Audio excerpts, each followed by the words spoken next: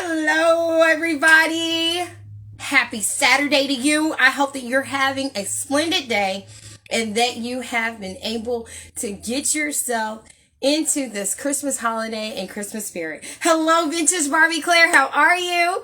So, as you guys may have seen from my virtual flyer, today is the day I'm going to be able to talk to Vintage Barbie Clare, who is one of my newfound dolly friends and sisters in this particular doll community. And I am so excited to be able to conversate with her about her amazing page. And I'm glad that you guys are here with us. So I am going to call her in and we are going to get this conversation going.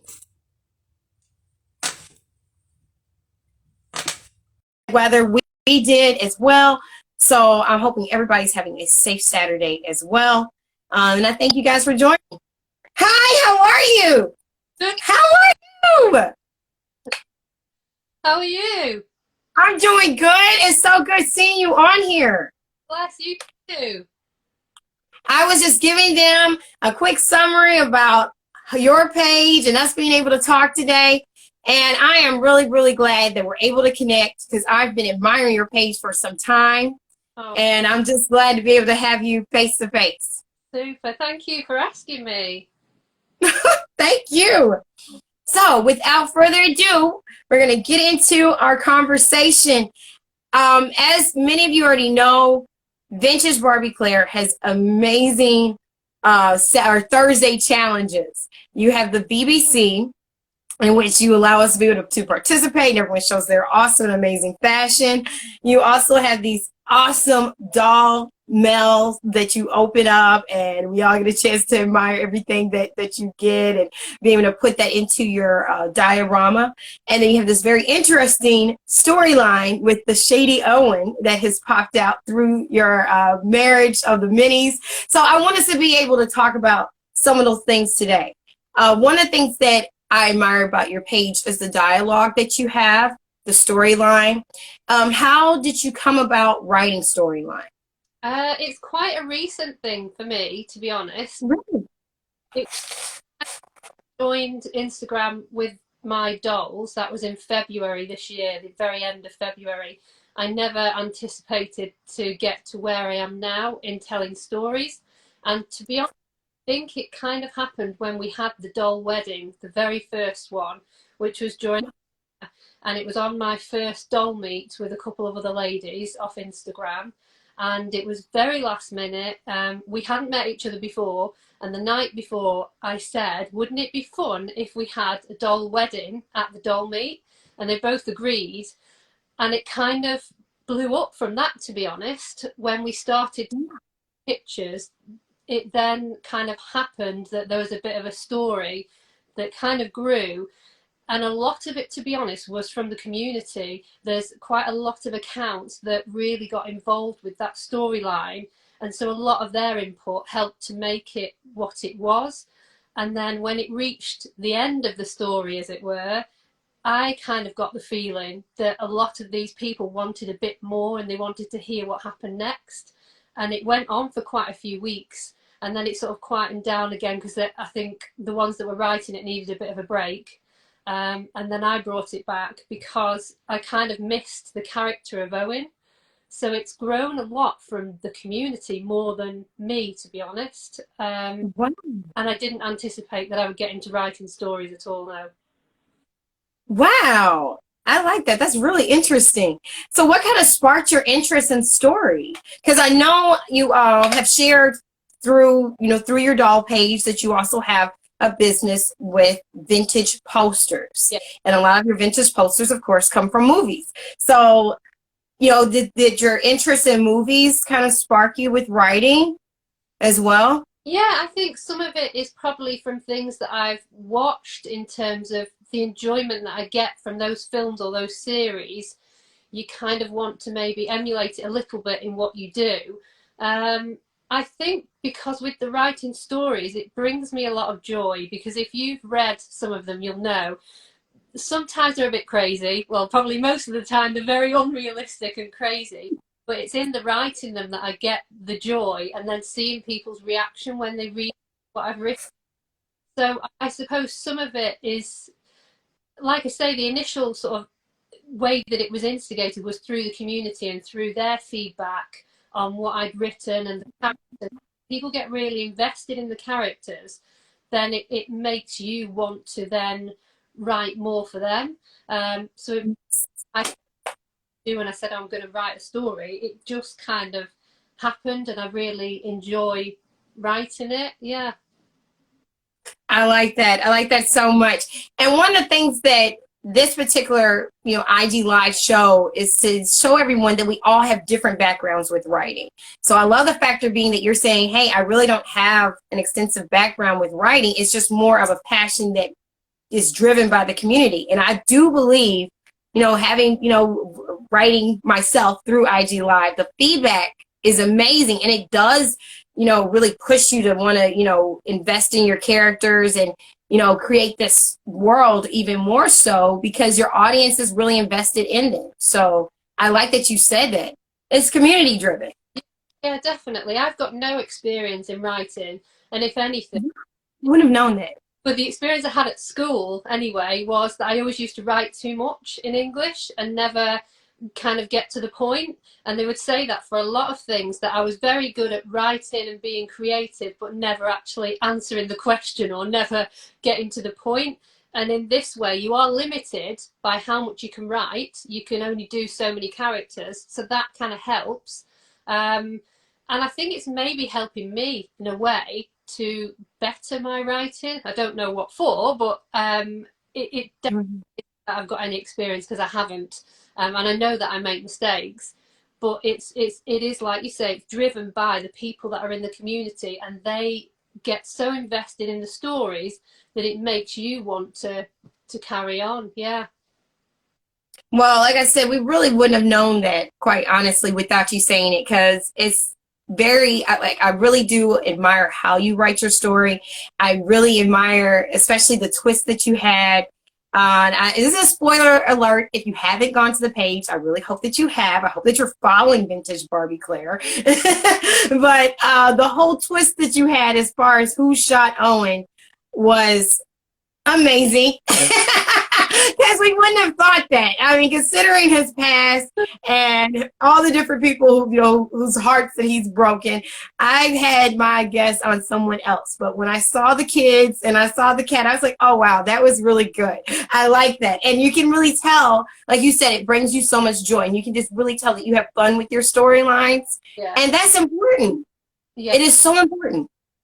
Yeah, definitely. I think if you enjoy doing it, then it makes all the difference, because I think people can tell that through the writing as well. And for me, if it didn't bring me joy or I thought it was boring, then I wouldn't do it. And I know a lot of it is unrealistic, but that's half of the fun, really, is doing things that people don't expect. Well, you have this wonderful magic of interblending your realism with something that's completely just like off the wall, right? Because you take your dolls out on field trips with you. Yeah.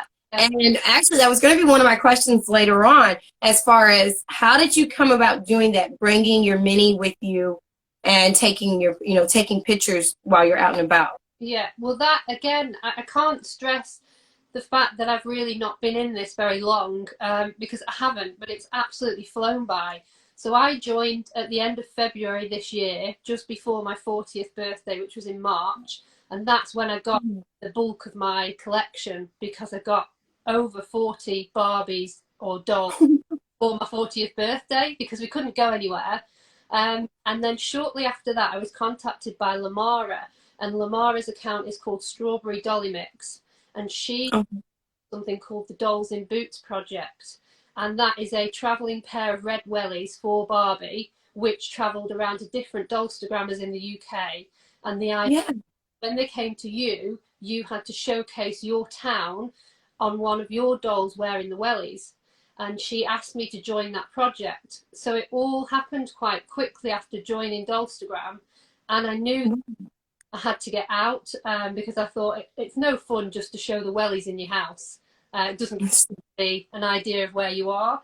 And luckily it came at a break in the restrictions here for COVID. So I was able to go out. and I teamed up with my mum, my poor mum that has no idea what's going on, and she doesn't really understand why I've got dolls out. And it was totally embarrassing the first time I went out.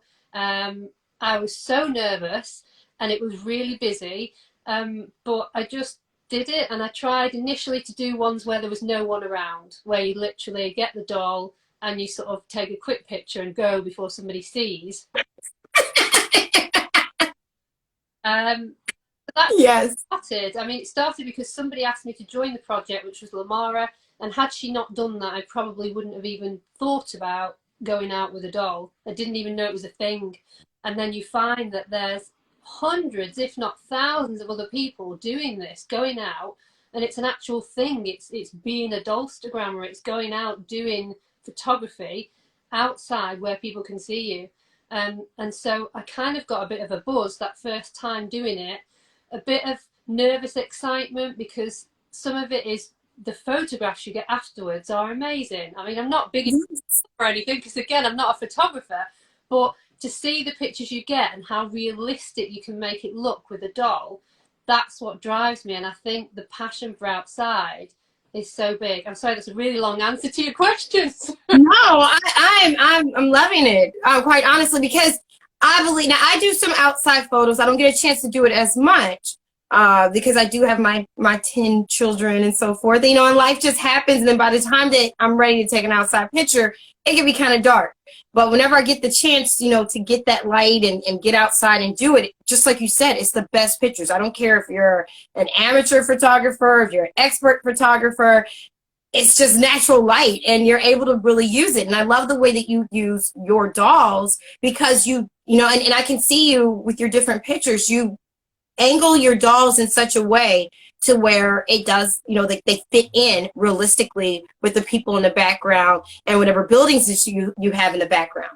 Now, I really enjoyed the thoroughness of your answer, because I believe that there's people viewing this right now and maybe even later on who want to take their dolls out, and they may be kind of nervous because they don't want anyone looking at them weird or anything of that nature. So whatever information that you can give as far as advice-wise to people, please share that, as far as, you know, how you started off doing, and you already shared that part, you know, to where you're at right now. Yeah, well, it's just been a case of going out and doing it. And that's the only way that I've kind of learned to get over the embarrassment. Is initially it was a case of you didn't want anybody to know you had a doll, and you just quickly got it out, took a snap, put it back in your bag. And now, and some of the girls, I don't know if they're on the live or not, will know that I have no embarrassment at all. And that's only from February to now, where I walk around with a doll in my hand, and just literally holding her up, getting pictures, and then might put her back in my bag.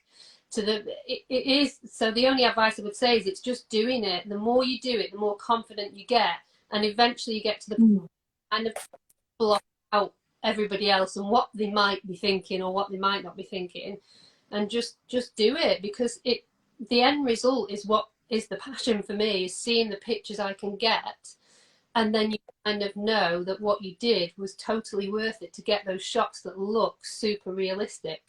And again, because I've got no experience of photography, I just take loads and loads of pictures, and then you hope that out of all those you've taken, you'll get one or two that just look amazing. And I think that's the same, quite honestly, even with expert photographers.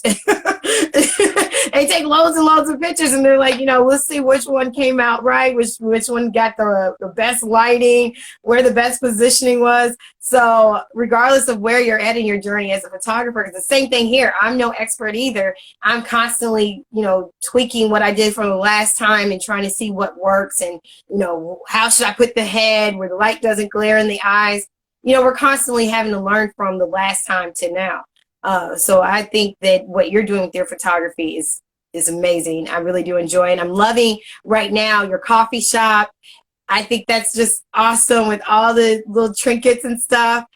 Great. It's great. So and then whatever lighting that you're using right there, it's really working out good. So I enjoy it. Well, that again, that's a big thing that I don't know whether people discuss or not, but with regards to lighting, I've been through so many different lights to try and get it as bright as possible without shadows.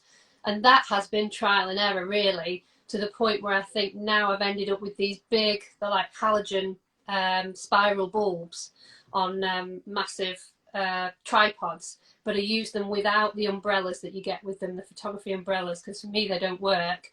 And I do stand there ridiculously like a complete idiot, holding these tripods in different positions like this, and then trying to hold the camera in the other hand to Yes.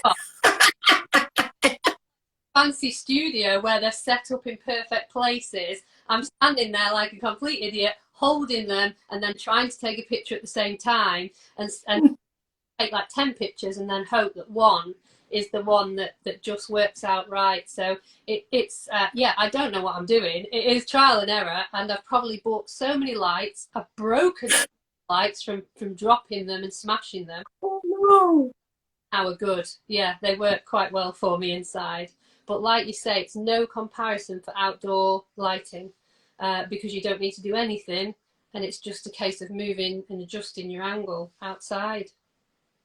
That's true. That's true. And that was a tip right there. So in case you're doing outside photography, you're having some issues, just like she said, it's just about moving and adjusting those angles to be able to get the right kind of photo that you need with your doll. So I like that. I do have a question about VBC. What does VBC stand for? So it stands for Vintage Barbie Clare. There you go. Straightforward, really simple. And that was down to one of my friends that I met on Instagram. I think it was actually Liz, who's a little bit of Rainbow Co. And I think she sort of coined the phrase or the term VBC, along with one of the other ladies that I met very first on, which was Mama Debs, who's lovely. And so from that, it actually was easier to say VBC. And so it makes sense to use it on any of the hashtags for events that I've got, so people know that it's mine. I love it. I love it very much. And we will definitely talk about your events that you have coming up, because you have a few of them coming up. So I don't want us to forget about those at all. How did you get involved with the doll community? By complete chance. I joined you at the end of February this year with the intention of posting pictures of the dolls that I was starting to collect. I've used Instagram on my business, so I was very familiar with it, and I love Instagram because I think it's really easy to use, and just posted the first picture, and I thought it would just get some likes, and then to those likes you would say thank you. I never anticipated to then get talking to somebody, and as a result of that, through another I think it was actually UK Barbie girl, a lady called Michelle, it opened up this whole world, and I was like, I'm not the only one. There's quite a lot of other people doing the same thing, and they're actually around about the same kind of age, and it really shocked me and surprised me. And then again from that, it kind of just blew up, and a lot of my interaction with the community was through joining the Dolls in Boots project, because I then got to know about a lot of these other accounts. I think one of them's just come on now, which is Ashley Barbie Doll, and that in that way I interacted basically with the doll community and found that it was a thing that existed. But I didn't anticipate it at all when I first joined. I just thought you posted a picture and that was it. I didn't think. Same here. I really did. And then when you start getting that interaction, and especially during the pandemic, it was like you needed that interaction. You need to be able to socialize. So it helped out so much. And then being able to see other people like you who enjoy the same thing. Have you always been a Barbie girl? When I was younger, I was massively into Barbie. The whole of my loft at home, my dad converted into a doll room. And this was probably about the ages of maybe 7 through to 11. So I had a whole world upstairs, and I now realise that was dioramas. So that was my way of creating little places. So I had like a hair salon, I had the house, I had a stables, I had the garage with all the cars, and it was all laid out. And that was my kind of world until I was 11. And then I started secondary school. Some of the girls found out that I was collecting or still playing with dolls, and that put a stop to it, because it was not the done thing to play with dolls when you were 11 going to 12. And then that was it. It all got put away. I think my nieces maybe played with them when they were growing up. And then when I moved out of home when I was about 21, I told my mum to just sell them all. I said, just sell them. There's no point keeping them. And so she did. And that was it. And it was probably only the start of this year, about February time, as I say, when I saw something come up on Facebook, and it was an ad for a Facebook group called like Child of the 80s. And I started seeing these pictures of toys that I had as a child. And then I looked on eBay for one of them, and that's kind of when it started. Oh, I don't know then at that point that it's one of many rabbit holes for dolls and or miniatures. And so for me, I've always been a Barbie girl, but it stopped when I was 11 and thought nothing of it then until only very recently, earlier this year. But wow. I'm finding as well. And all the other dolls. So there's obviously Fashion Royalty by Integrity Toys, and all the ball jointed doll toys and all the miniature OB11s, and then the miniature. Yes. It just goes on. It's insane, absolutely insane. And that's why I was going to ask you, what else do you collect? Because I always see your cute little ones. Now, what are they called? OB11, and I think OB11. like a Bitsu 11, and it's the type of body that they've got. So an artist creates the head and the facial features, and it's on a standard body, but they're tiny little ball jointed bodies, and they are the most like exquisite little dolls because they're so realistic as well. And I love taking those ones out because they're really easy to put in your bag as well. They're so cute. They are. And I love the stop motions that you do with them. Like I said, you guys have to go to her page. If you're not following, follow her page. You always have such interesting posts. I really enjoy them. So, yes, whenever you have your unboxings and stuff, and then you'll have your stop motion, oh, I enjoy it. Oh, bless. Thank you. I really do. How did you go about creating your mini-me? That was, I think initially I sort of had a look at some Facebook Barbie groups, and I asked the question then. And again, I don't know if I'm finding with a lot of the collecting, there's a definite pattern that I think people follow. So you first join the community and you find there's people that obviously like the same thing as you. And I think a lot of people then want the mini me. And so most people go about it finding like a stock Barbie that looks like them. And me being me that has to do things like, oh, I don't know, I can't just do something basic level, I have to go like to the max. I asked the question, where do people get their mini me's? And a lot tagged a lady based in Thailand. She's called Dolly, and she's actually on Instagram, and I think her Instagram username is Dolly Kwangi. Okay.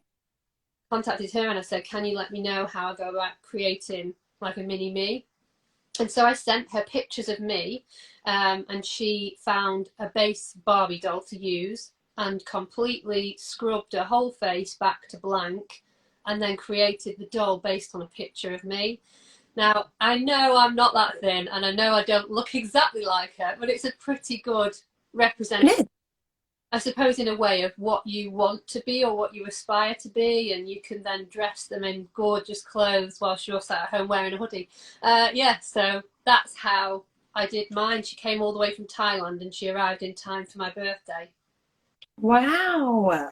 That's amazing. I mean, and the thing is, we may not be able to get them exactly like us, but I'm telling you, she's like a very good representation of you. I'm currently working on mine. She's over here. She's getting her hair redone and stuff. So it takes a little bit of time. You have to do it, with life still going on. So she's in the middle of getting hers done. But I completely understand you wanting to have one that, identifies with you and represents who you are and how you're able to utilize her in your storyline.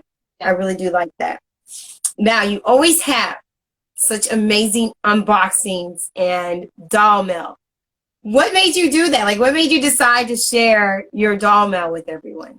Again, that was quite early on. That's sort of how I started. I think even before I started Instagram, I was doing videos that I posted to my Facebook page, and it was my friends at the time, similar age, what I got in the post, because a lot of them liked Barbies as well.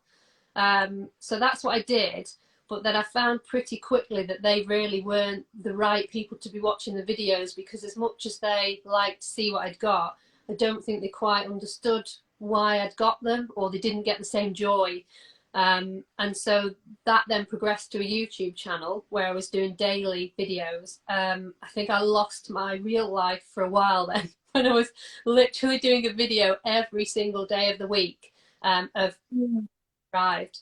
And I've calmed down a bit now, but I think that's because I've found other things within the community that I want to do. So whether that's the stop motion or the stories or the dioramas, they all take a lot of time to set up and create.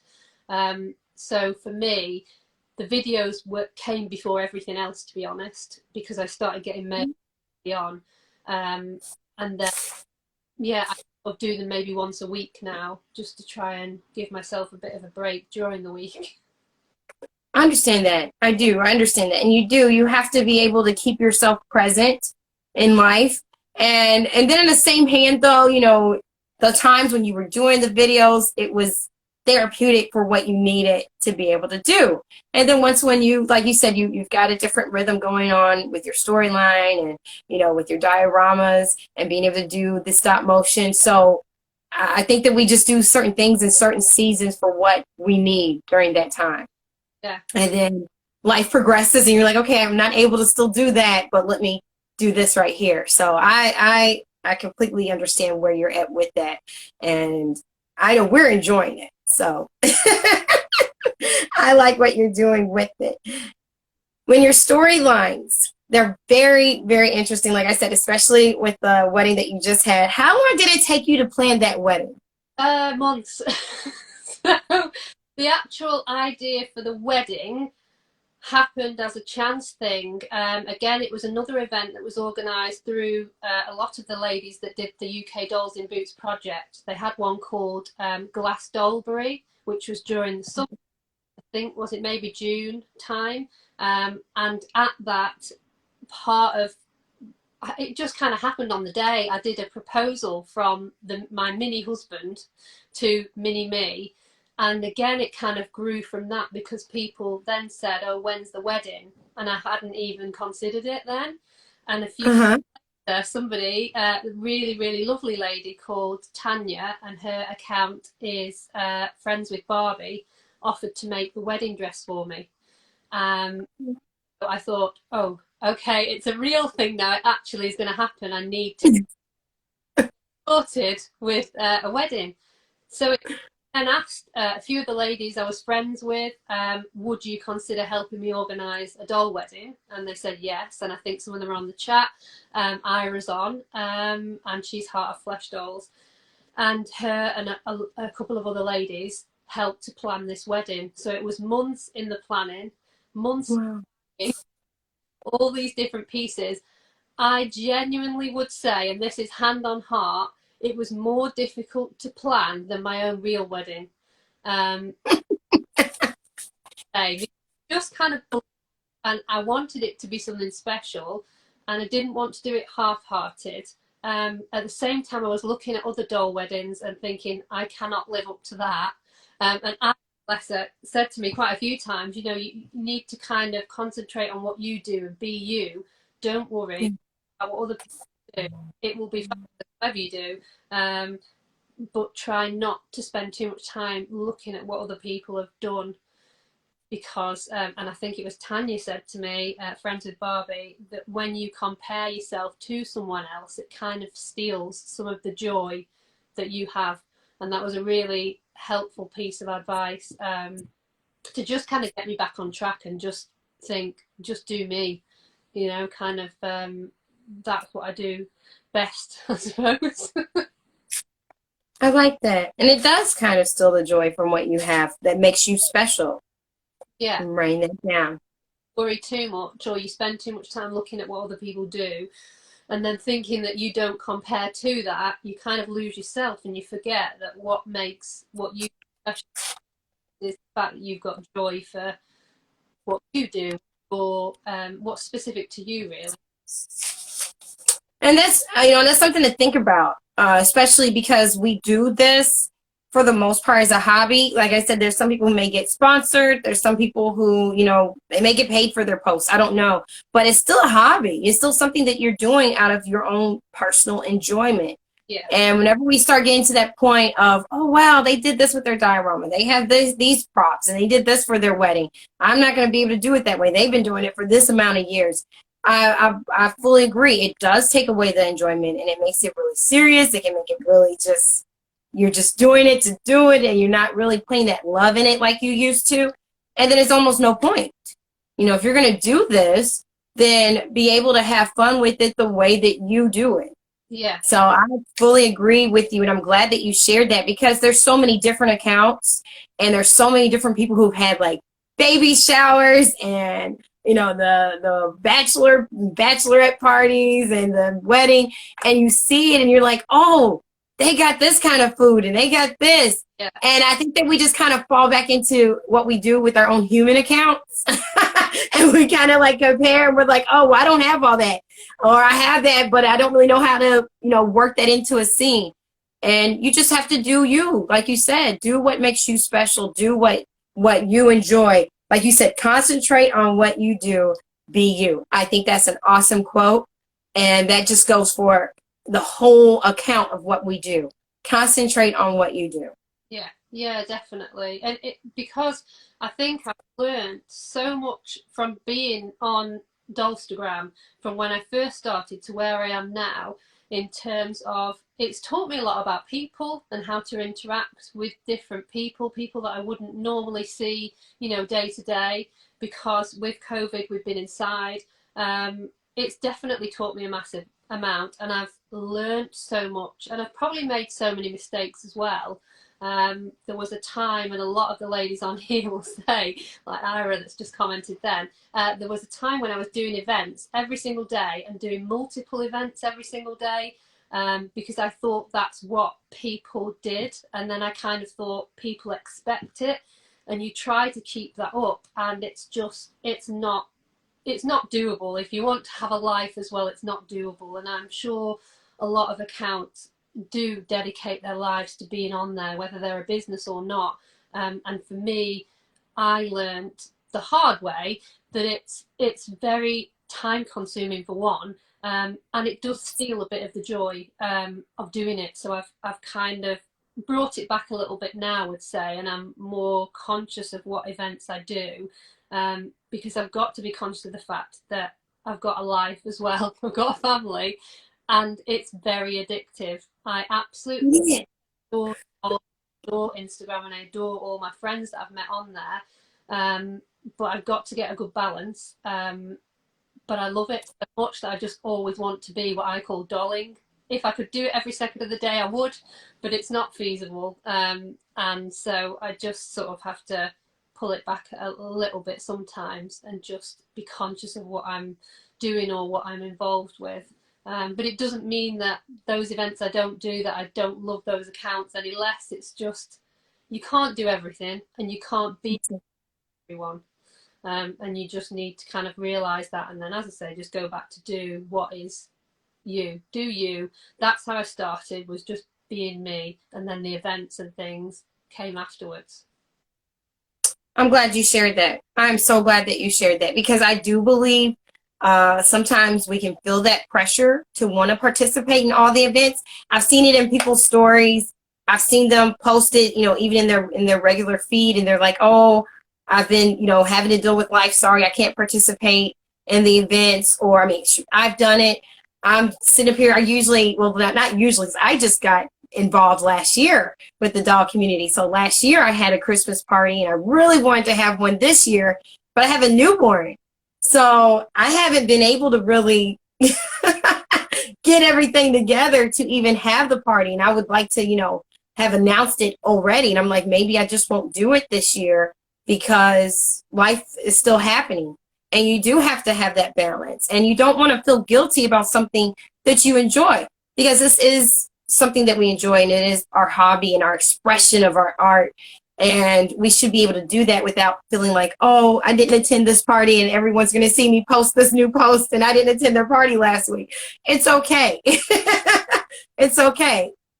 So I'm glad that you did share that because, we shouldn't feel the pressure of not joining in with certain events. And no one should feel that, slighted if we can't join their event Yeah. because things do happen. Like I may post something and, right then a bowl of Cheerios is about to fall. So I can't, put the next series of posts on there because now I have to deal with cleaning up the cereal and, getting this one to calm down and, us having to, just pick up everything. So life happens and you have to be able to be okay with that. So I'm glad that you did mention that because it's very easy to get caught up in this doll world because it is addictive and it does feel like an escape from real life. So I'm glad that you brought that up.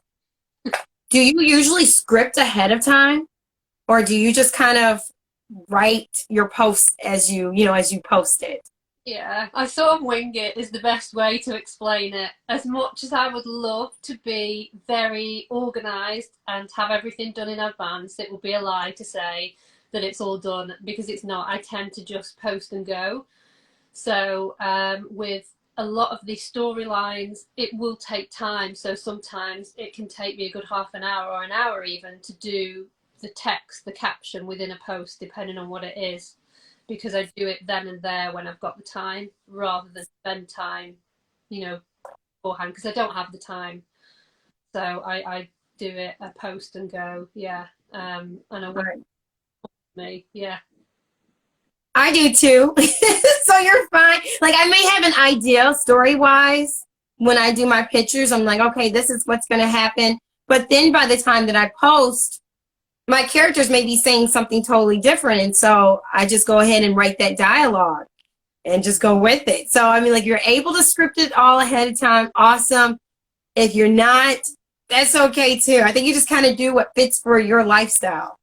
Yeah, definitely, definitely. I mean, I would love to be able to do things in advance, but it's just not feasible with everything else that happens in life. Yeah, I understand it. Do you have a set day by chance that you do your photographs or do you just kind of get your photos in?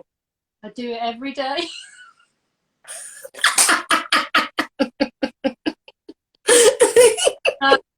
That is that is the truth. This is why I say this is why I term this expression dolling because I doll every single day of the week. I absolutely love it, and without dolls, I don't know how I coped before. I think the thing is, before I found dolls, I was very much into cleaning and organisation. And so this time last year, I was cleaning the blinds, which took me weeks because every single room has got these blinds in. And let me tell you, hours to clean every single one individually. So for me, um, the photographs are every day. And I've spoken to people about this before and I've said, what do you do? And some people have a set day. So they'll say on a Saturday, that's their photography day. They look at the list of events. Now that we have a list of events on Dolstagram, because they didn't used to, they'll look at those events and they'll decide, right, I'm going to attend X, Y, and Z. These are the photos I need to do, and I'll do them all today. And then during the week, all they need to do is post that picture they've already taken and do the caption, and that's it. But I don't have the time to do things all in one day. So for me, I tend to do them on the go, and that is every day. Some days I can be super organised and I can get a really good photo shoot, and then I've got something then in the bank, as it were, for another day. And when I have day trips or when I meet some of the other people, I get loads of photographs then, and then I know I can use those, on different days coming up. But I don't think there's ever a day when I'm not taking a picture.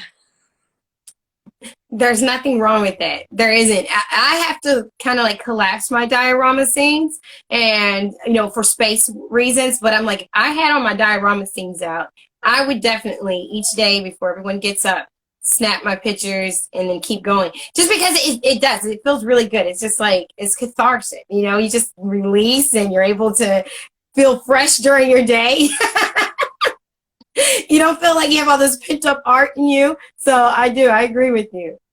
Well, mine, because we're a bit short of space as well, because we were collectors anyway before I got into dolls. So we collect movie posters and movie memorabilia. So every single shelf and wall is full, and there's nowhere to put Barbies. So my kitchen and the doll's house that I got for my birthday lives in the kitchen, as do the dioramas, which should be pop up, but they end up staying for a few days or a week. I'm reaching the end now of the coffee shop and the gift shop, so that will be collapsed and everything will be put away. And then I've got to start then on the Christmas market. So again, that will be in the kitchen. So it's not a big fancy studio. It literally was the only free space that I had. There was a flat surface that doors that the cats shouldn't be able to get to, but they managed to. That's a cat's love. That's like a little miniature house for them. So yeah, I understand. I've always been a cat person, and I believe cats own us, not us owning the cat. So anything you bring in the house belongs to them. So yes, I completely understand. Now I do have one more question, and then I'd like for us to get into your events that you have coming up. What would you say are the pros and cons of storyline writing? I would say the pros for me have very much been enjoyment. I found that I've really enjoyed writing these stories, and I think with other people in the community. It gets people involved, it gets people talking, and that way you're able to find more friends essentially. Now, the biggest kind of con, I would say, is probably that you may get a feeling from it that you need to continue it and that you've got to kind of manage your time probably better to make sure that you can actually be there and be available to continue it. Which is why for me I kind of go with more like a small storyline that you can start that you don't need to do every day. There are accounts that post every day that have an ongoing storyline, and that's not something I want to get into because it's very time consuming. So I try to keep mine short. But I think it's good, really enjoyable to get into writing stories, and I think anybody can do it. You don't have to have any kind of background. I think you just have to maybe be a bit creative, which I would say most are anyway. I like that. I like that. And a lot of the people on here are extremely creative. It doesn't have to be with the storyline. It can be with the fashion or doing, random pictures of their dolls in nature or whatever the case is. Just their creativity goes beyond that, because then you see them sculpting food or you see them crocheting and writing books. There's just so many other things that we in the doll community are also part of. So creativity is huge. And if anything, I feel for me personally, I've always done other things. I've always painted and I draw, and I do sketches and so forth, crocheting, but I had stopped for a period of time and just trying to get to learn my adult side and being a wife and a mom, but actually being involved with the doll community, and my girls got me involved with Barbies again. So being back involved with it has just really sparked more creativity for me, where I'm like, oh, okay, I can sew this up and I can do this. And I had let that go for so long. So I'm glad that you said that. Creativity is so key. You don't have to be, a professor writing storylines. Is something that if you have a passion for it, you can do it. Yeah, definitely. Because I would say a lot of the people that have watched any of the videos that I've done will know that after by stretch of the imagination, I cannot sew, I can't make things. I'm just useless in that respect, and I've had a try, and they've had. So for me, from a creative point of view, it's definitely not the hands-on creative. Mine is more of I guess from like pulling things together, like the dioramas, I absolutely love because I love miniatures. So for me, my creativity is in making things that are already made come together. So I purchase little things and I make that scene, and for me, that's my creative outlet. So the writing, I guess, was kind of a little bit of a a reminisce on what I used to do at school, but also involving these characters that I've created and that a lot of the community have kind of built up over the months. And it's them really that kind of helped to get to where we are now through their comments on posts. Yes. So the storyline that's going on at the moment with Shady Grady, um, it's insane because he kind of became quite vilified through a lot of the previous things that have happened, and because of his behaviour, a lot of people didn't like him, but it was the interaction on those posts and the chats and the talks and everything that just made it so enjoyable. So it's really interesting to see now what will happen to him after these. Yes. When he's woken up from his coma, will he be the same as he was before, or will he be a changed man? So I'm quite excited to see how that finishes in the next sort of like 3 days. Now, what made you bring in this cat?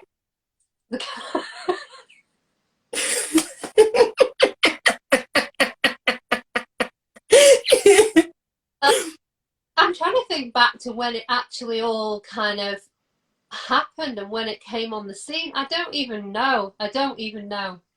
I genuinely can't remember why it came in, but it did. Because a lot of the collectors as well on Instagram are cat people. There's a lot of dog people, but there's a lot of cat people. So I quite often see cats on Instagram, and that maybe was something that kind of instigated it in the first place. And yeah, I don't really know. I don't know. Oh, I love it. I love it. Like I said, it was knowing who like finding out who shot him was just quite a surprise. And then you would have the cat just like pop up at different points at the hospital and stuff. And I was like, oh wow, that is so creative. It was very, very creative. Know why it started? It's because Shaz, her account is Shaz for Ponies, another lady that's in the UK. She was actually legitimately in hospital at the time that the story and everything was happening, and she had a cat Teddy with her, and it was actually her that mentioned the cat first, and that said that her character and the cat went into Owen's room at the hospital to try and get information. And I think that is actually where it started then, that this little cat popped up on the feed Christmas, yeah, whenever it was now, a few weeks ago now, during the. Oh goodness, it's like I said, it was a wonderful comedy relief because you already had us, like really tensed up. Yeah. Let's go all the way back to the wedding, which was a beautiful wedding. Yeah. I love how you were able to incorporate you into the wedding, as far as your own personal pictures, your dad, which I thought was such a beautiful tribute. Just a very beautiful tribute that you gave to him. So that was nice. And I love how you were able to, just bring in all these elements. Like you said, that's where your, where your creative niche is at, bringing all those different, pieces together and making it fit. And so we saw that with the wedding. You just had us really just googly eyes from the bachelorette party and on throughout.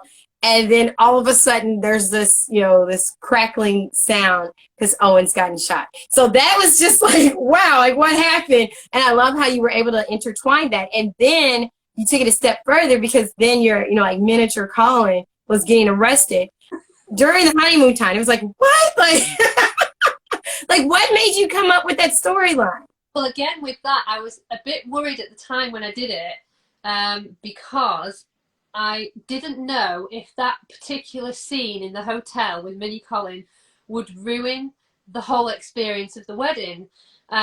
So I was in two minds about that. The actual idea for the shooting was my husband's. It was actually him that said, you should do this. And I was like, that's a really good idea because people won't be expecting it.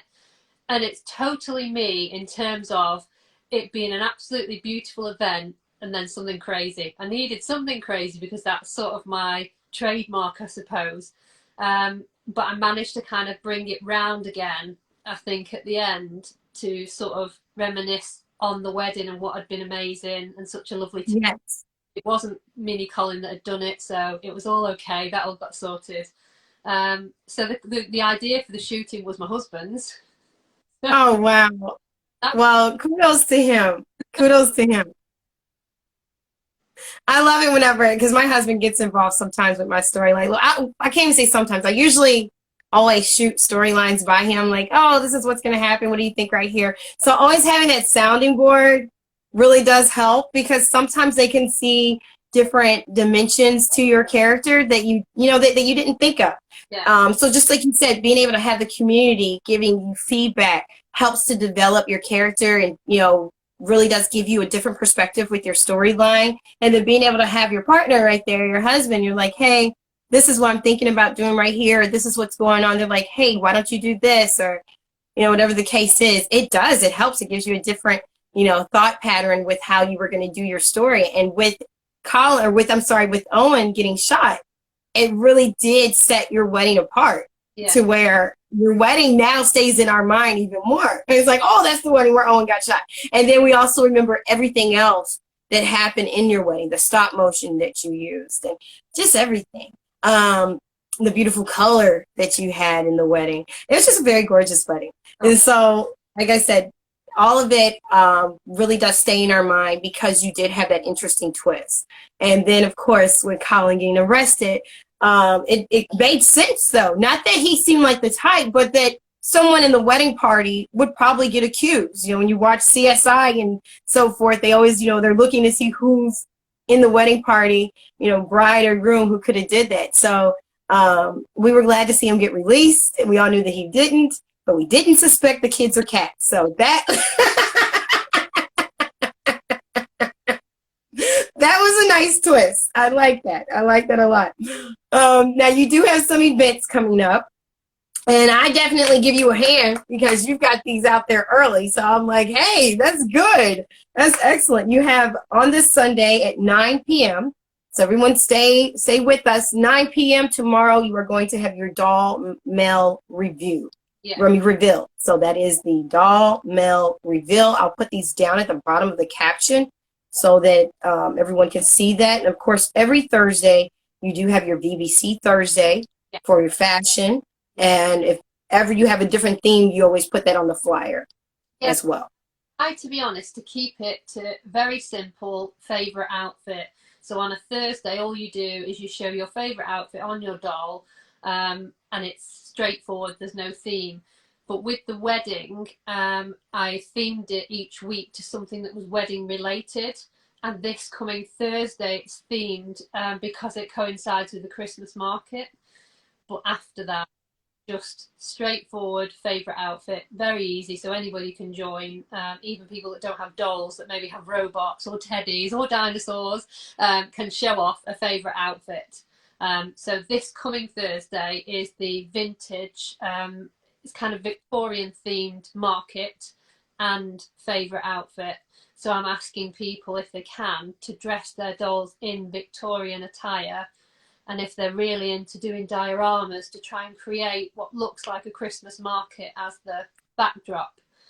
So people who are small business sellers will be on there trying to promote their items that are maybe suitable for Christmas, or that are in some way inspired by a Victorian theme. People that aren't businesses, that just want to attend for fun, will go on Thursday, put their favourite outfit on their doll and try to theme it Victorian.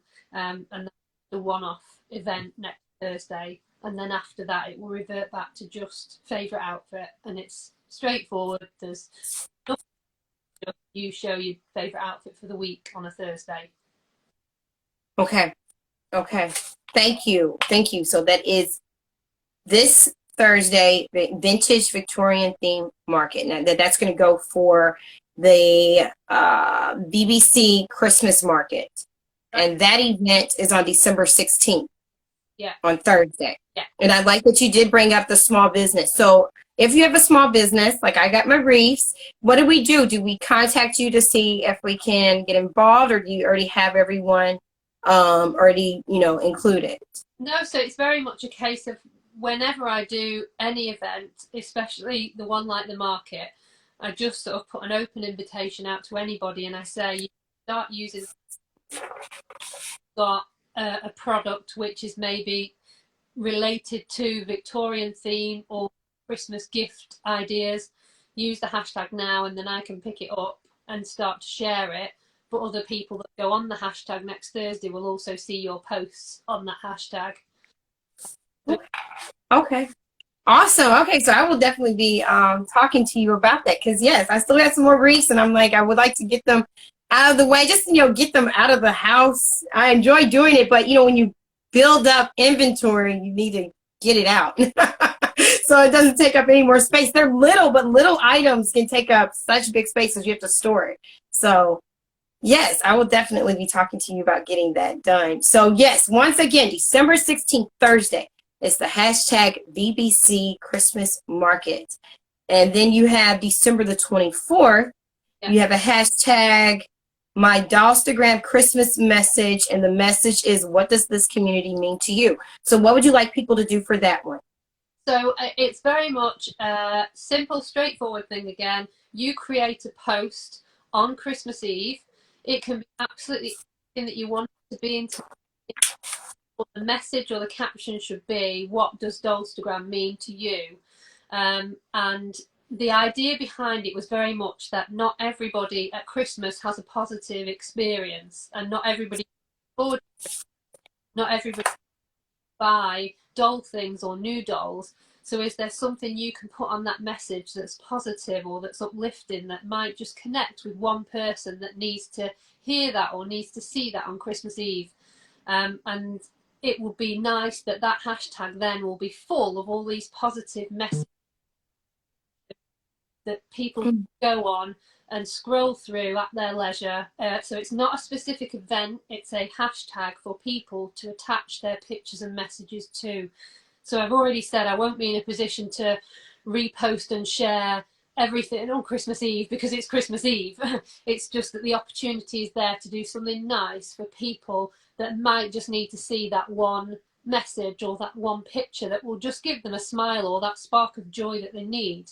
Because not everybody is going to enjoy Christmas. Unfortunately, it's just the reality that Sure. a lot of people on Dollstagram that look at things and that will think, I wish I had that, or I wish I could do that. So just something to kind of instill a bit of positivity for those that need it, and to tell people why this community is so amazing, because it is. It gives me excitement and it gives me joy, and I hope it does that for everybody else as well that joins the community. I'm glad that you have that message. I really, really do. And I'm glad that you have that perspective as well. My children were really excited about Christmas, as children should be, and they should be. And they were saying, well, what are we going to do about Malcolm? That's the baby. What are we going to do about him? And, what do you think that he likes? And I was like, you know what? This is his first Christmas. His first one. I really don't think that it's going to be as big of a deal to him, because quite honestly, he has a better perspective about Christmas than what we do, that every day is really a present. And it's not really so much about the physical gifts as it is just he's able to, breathe and wake up, and he sees us and we see him and he's interacting with us. And, he's appreciating things differently than what we do. And I think that kind of like has, helped to change their perspective of things. But the reality of it is, just like you said, not everyone's Christmas is great. Christmas for some people is a memory of loved ones who have passed away, especially, unfortunately, with our pandemic going on. This isn't always a real cheery time for people. There's certain restrictions as far as being able to go to other people's houses or, doing traveling. There's certain places that still do have restrictions. So it is different. It is really, really different. So by you being able to have that hashtag, I really do believe that it's going to be a great encouragement to so many people who really do need to know that they're not alone. And that's what, for me, this doll community has served to show me, is that I'm not alone. I'm not alone in my own, weirdness and my own difference and uniqueness, and being able to enjoy such small things. I'm not alone in that. And then being able to have the different storylines that I have shared and that I've seen other people share, as once again, one of those times where you go, oh, I'm not alone. I'm not the only one who's gone through that. So you having that, I believe, is going to have a great positive impact for a lot of people. So blessings to you on that. That's good. That's really, really good. Now you have one more event. Well, actually, you have, wait. You have another hashtag, which I thought was so interesting. Now that I have you on here, I'm going to ask you. I think it was not participating in anything, not. Well, Can you share that hashtag and how that came about? that was probably when I was at the peak of trying to be everything to everyone and do every single event under the sun. And then I just thought, what would happen? What's the worst thing that's going to happen if I don't join any events? So I created the hashtag not joining anything, and then I joined it. So in January, I might have an event-free month where all I do is my own one on a Thursday. And I know that's super selfish, but sometimes it kind of all just gets a bit too much, trying to do everything. So sometimes it's okay to just do nothing and just go back to basics and post a picture and not worry too much about all of the events that are going on. And I know part of that is my own fault for doing so many events, but that was the idea behind it, is that sometimes you just don't want to join anything because time will be you don't feel like you want to create the pictures for those events. You want to do pictures that you want to do rather than tailoring an image to match somebody else's event. You just want to get back to what you do best, which is, in my case, it's just creating a picture from what comes off the top of my head or from what I can do outside. And I do see a lot of accounts that don't join any events at all. Yes. I love events, I love participating in them, but sometimes you just need a bit of a break and you just need to just think, today I'm just going to do a picture, so I'm not going to join anything. And that's how it came about, yeah. Now, is that a hashtag that other people can use as well? Yeah, without a doubt, it goes for anybody. So on a day when maybe you don't want to do hashtag not joining anything. I like that. I like that. I do. I believe that even when you say about taking a month, maybe in January, and just using that hashtag throughout, I don't think that's selfish. That's part of what we call hashtag self-care. Being able to, manage yourself and being able to stay healthy internally and externally, and you don't have your doll world, going just berserk on you. Because you want to be able to, like you said, manage it, being able to have it under, I hate to use this word, but some type of control. You don't want to just have your dolls just, oh, we got to put you in this event. We got to use this hashtag. We got to look this up. Because it can really drive you kind of bonkers. And then you still have your real life that you have to deal with that's going on right around you while you're on the phone trying to put the hashtag in. So I completely agree with you. I think that it's an awesome idea. I thought it was very, very catchy, very, very just a good idea. Like I said, I see myself joining that, especially whenever there's a whole lot of events and I just want to kind of post my story and I don't really have a way of manipulating that storyline to fit with the event. Yeah, I like that. I like that a lot because I am one of those people that has an ongoing storyline. I kind of have like a daytime drama, and it's rather hard sometimes to figure out how to get my dolls out of a restaurant eating to go ahead and attend an event over here. But you just saw them eating at this restaurant, or you just saw them in a conflict with their sister. They're having like an argument, and then I just all of a sudden have a happy picture of them right here. I'm like, how do I do that? So I love that idea. And then that way no one has to feel guilty or feel like, why didn't you attend? I have a hashtag, I'm not joining anything. So I like that. That's a good idea. You also have Friday Follow. What is Friday Follow? So the Friday Follow, there's a bit of confusion over that. So I started on a Friday just to ask people comment below on a post who they'd maybe bought from that week or what account they discovered that week. So whether that's somebody that sells on Etsy and they've bought a dress off them to an account that they love because they post really cool pictures. So each Friday I do the VB Friday Follow, and the idea is that people comment on that post with who they bought from that week, who they want to shout out about, or an account they absolutely love. It's not so much, as some people are doing, a case of posting a picture and using the hashtag just randomly. Does that make sense? So some people are posting a picture of their doll on a Friday using the hashtag saying joining Claire for BBC Friday Follow, but it bears the whole concept, which is it's to shout out or to share accounts or businesses that are brilliant for that week. So now I've said I'm inviting you to do the same on your page. So on a Friday, you do a similar post. You ask the people that follow you to comment below and say, what accounts have they found this week? Who've they bought from? Who would they recommend? And so each Friday it grows and everybody's doing this Friday follow post on their account. So it's the idea is to share businesses, to share accounts that are good fun that they found, and to share people that maybe they want to say thank you to for that week, all on one post, all in one place. So there's not millions of posts round using the hashtag randomly. It is actually for a reason. And for me, it was to say, oh, this week I've bought from these sellers on Etsy. They're brilliant. Go and follow them. And I found this account, which is a great reference account for people that like Barbie. So that's the idea behind that one.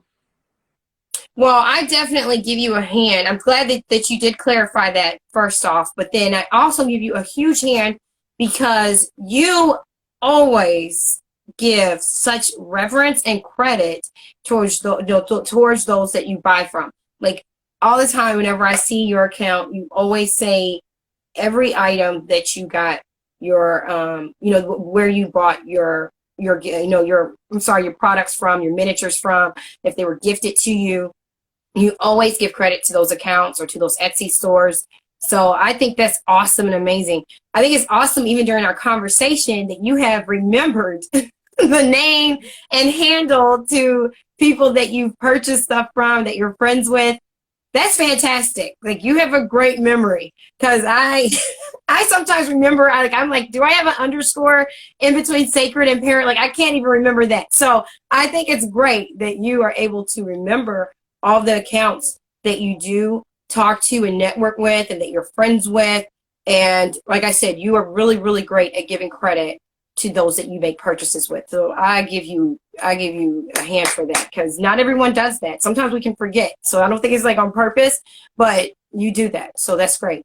Yeah, I think because I buy a lot, I think for me, sometimes I don't get a chance to leave feedback on Etsy because I've got a lot to leave. And I like to take the pictures before I leave the feedback. So for me, it's kind of my way of saying thank you. And I've actually just seen someone come on now, which is Barbie Life in the Villa, and I've had quite a bit from her, so thank you. And it's just my way of saying I've not forgotten. It is in the pipeline. I will leave you feedback, but in the meantime, I want other people to know that I've bought from this seller. They're on Instagram, so go and follow them, and they've given amazing service, or the products are really good. And because I've got a small business myself, I know how much it means when people spend the time to say thank you, because a lot of that thank you is what you need to then get another customer. So I understand it from the business side as well. If you can just say, this is where it's from, even if you've only got 50 followers, however many you've got, other people will see that and they'll say, oh yeah, I'll go there and I'll have a look. Even if they don't buy, they then see there's an account that sells, X, Y, Z. So it's important for me to always credit where I've bought things from, because people often ask anyway, so it's just easier to have it there in the post. But for me, the reason I do it is it's my way of saying thank you to those businesses, items that I've got. Yeah. I agree. I fully agree. When you have a small business, word of mouth means so much. I mean, if you have a big business, it still means so much. Even if you're McDonald's, not to call them out, but even if you are, they're a big corporation, but it still counts for people to say how great their fries are. They're crispy, they're salty. I like how they taste. That's what's going to drive more people to go. But when you are a small business, it means even more when someone can give you credit. My mother, as I've shared on here numerous times, she was a seamstress and a designer for a number of years, like from before I was even born, and now she works in the hospital. But before that, she, that's what she did. She owned her own business. So one customer, and you have the right rapport with that one customer, can lead to 5. Yeah. That 5, they give good word of mouth. If 3 of them out of the 5 say something about your business, that can lead to 6 more. So you're constantly having to make sure that you're giving good service, of course, so that word of mouth can travel about what you have and you're able to get more business. So I fully agree with you. Word of mouth means so much. And by you putting that on there, and that's probably why for me, it really did, hit home so much that you do give credit, because my mother having her small business and, our livelihood depended on her business. Yeah. So her having customers was really important. And we were during the time when you didn't, you and I are both actually at the same age. So we didn't have the internet to get business out there. We still had, we were putting flyers on the telephone poles and stuff. So this was a long time ago, and word of mouth was essential. So I am so very glad whenever I see your posts and you put the other small businesses on there, because it does encourage other people like myself to want to go to their shops and find out what do they have, how can I use what they have for my dioramas, for my dolls, what clothes can I buy for them. So I think that's great, and I really do give you kudos for that, and I appreciate it, because like I said, from my own origins and from other people who have small businesses, it's really appreciated. Yeah. Well, I think because when I joined as well, I didn't know that there was all this handmade world out there. I think I just thought it was what came with the dolls. I didn't know there is an entire community of mini makers. So for me, it has been really helpful, because nobody initially said when I first joined Instagram, this is where you get this from. It was very much a case of finding them just by a lot of the time.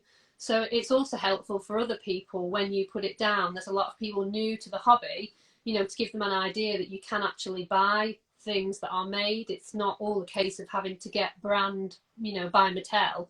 People are actually out there making things bespoke for dolls. Yes. I'm so glad that you said that, because that's true. That's so very, very true. And I just learned about it actually last year, and more so this year, about the businesses that are out there for our miniature world, because Mattel only gives you pretty much the surface stuff. And it's nothing against them. They're giving you what they have. But if you're wanting more detailed stuff that looks more realistic, and that really does fit a vision that you have for your diorama and your dolls, like you said, going Etsy is the way to go. Or, whatever other small businesses are out there. You got some businesses that are on Instagram that aren't connected to Etsy. But yeah, shop them. Support. And you have one more event, which is the Valentine's Ball. Oh, bless you. The Valentine's Ball. It's just hashtag BBC Valentine's Ball, and that's going to be on Sunday and Monday, February 13th and 14th. I'm looking forward to that, and that's right next to my wedding anniversary, so I'm ready for that one. Yeah, that should be good. So that's it's just basically what it says. So Valentine's Ball, and I think I've given it a colour theme. So I've kept it pretty open with red, pink, and white.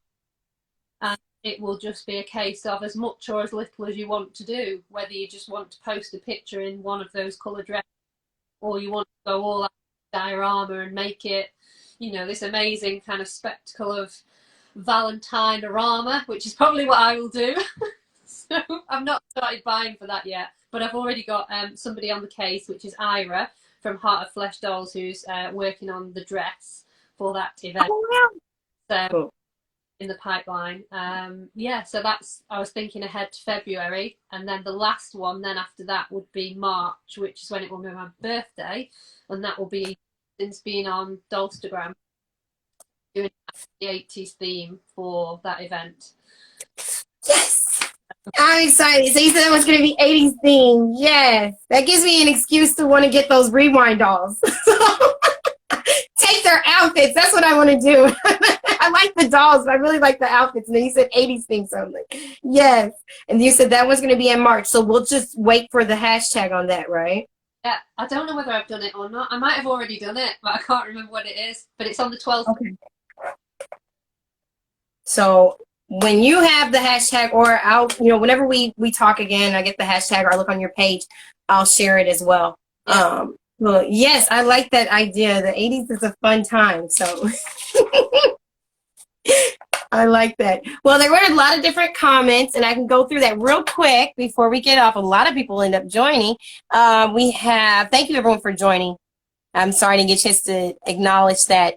We have Barbie Life in Villa, who said that's awesome. Cats and Dolls says that's how I feel. Hello, sorry I'm late. Free Flow Flocks. That's okay. You can always save it and watch it later. Heart of Flesh Dolls said, I hope Malcolm is getting dressed up into his Christmas elf pudding Santa onesie. You can only do this at that age and he won't mind. Exactly. That's all he needs. Heart of Flesh.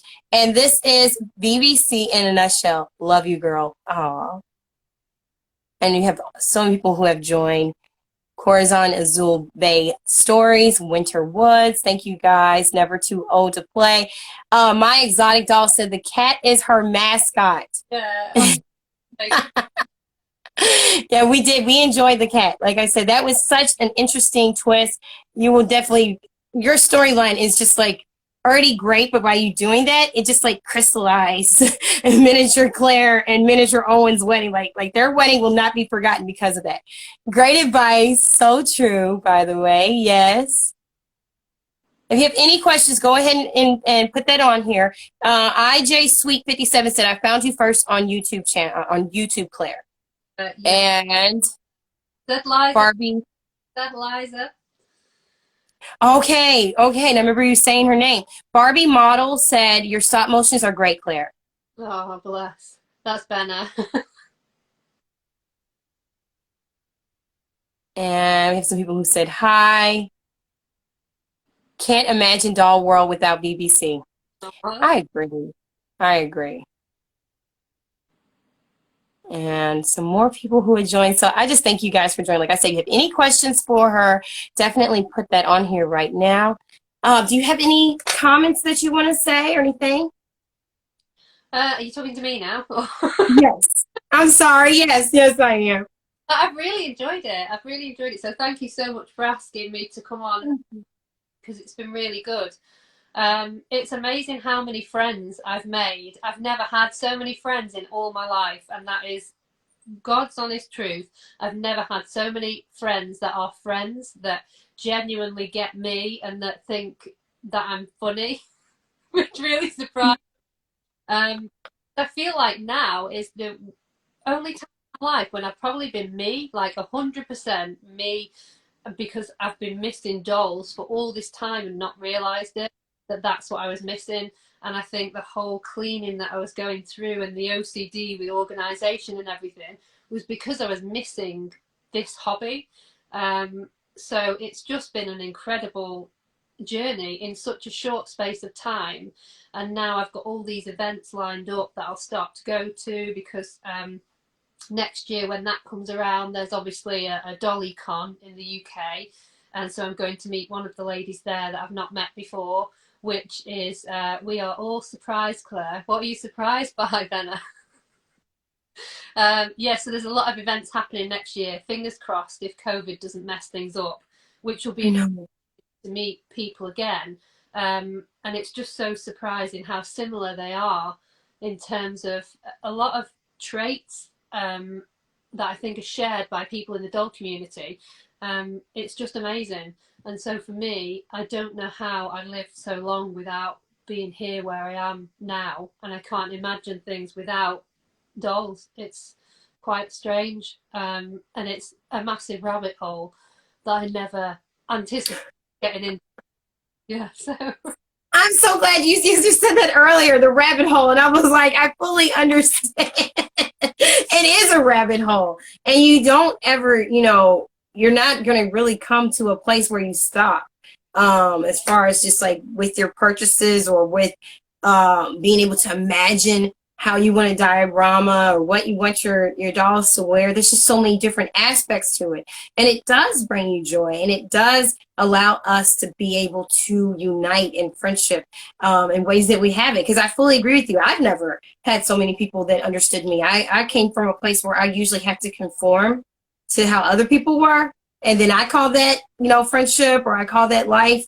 Whereas now being able to be a part of our doll community has allowed me to just feel more free to be who I am. Yeah. And yeah, it feels good. And then being able to have people receive you as you are, and having them, like, if I don't get on here for a little while, they'll check and say, are you okay? Everything okay? How's everything going? Didn't used to have that. Yeah. So Yeah, it does. It really, it feels good. It's like, wow, I'm really glad to be a part of having my dolls, number one, a part of my life, but then having being a part of this community has really been such a positive influence in my life. Yeah, yeah, definitely. I think that's what surprised me the most. I didn't expect it, and I didn't know it existed. I didn't know how big it was. And it is like an extended family. Um, Yes. you want to be there every day, checking in with everybody and knowing what's going on. And when you have a bit of time off, it's hard coming back into it because you feel like you've missed so much because it's such an active place. There's always something happening, and it's quite paced as well. So sometimes it's hard to keep up with everything. Um, Sure. but it is. It's amazing, and I think for me that's been the biggest surprise out of everything is finding the community and then being part of it and being accepted and being me, being silly me, and enjoying it. Yeah. Yeah, I fully agree. I fully agree. And I doll it for you said very much true. Yes, it's very true. Very true. So I'm glad that you're on here. I'm glad you said yes. I enjoyed our conversation so much, and I do look forward to us being able to talk. Like I said, I do want to ask you now with my reefs, because I do want to get my reefs involved. Do I post it early with the hashtag, or do I wait till the day of? No, you can do it. So you can use the hashtag now, and obviously Okay. know what it would be suitable as a Christmas gift, or it would be suitable for on the day, and use that hashtag. And then, as I say, if I pick that up, I can share it, and as other people go on the hashtag, they will also see your post. So it's just a way of getting a bit of extra exposure, and it reminds people of the event as well for next Thursday. That's so excellent. Then on top of that, because we still got, I know the postal service is a little bit different now with the pandemic, but we still have enough time if someone wants to buy it and gift it, they can still do that if they buy it, Yeah. on Thursday. So, or before Thursday, on Thursday, they have enough time. Well, I'm looking forward to it. I'm always looking forward to different events, and I'm gonna make my pictures early to make sure that I am involved with your Christmas market. So I want to thank you guys for joining us today. We're gonna stay in contact because I'm just enjoying our vibe and us being able to talk. And I'm looking forward to all the different events that you have going on. And don't forget tomorrow, check out her mail haul. You're going to have the mail reveal. There we go. Mail reveal at 9 p.m. UK time, correct? Yes, that's right. It's the same time, whatever time it is for you today when you've started this live. That'll be obviously. And for me, that was 4 p.m. Eastern Standard Time. Yeah, yes, at that time tomorrow. So I'll share that in my story as well. Like I said, I'm going to put all your hashtags and everything in the caption below for this video. And I'm going to let you enjoy the rest of your evening. Tell your family I said thank you for allowing me this time to talk to you. Oh, bless you for having me. It's been brilliant. I've really enjoyed it. Me too. Me too. Thank you, everyone, for joining. And bless you, too. Thank you. Thank you. I'll see you soon. Okay. Bye-bye.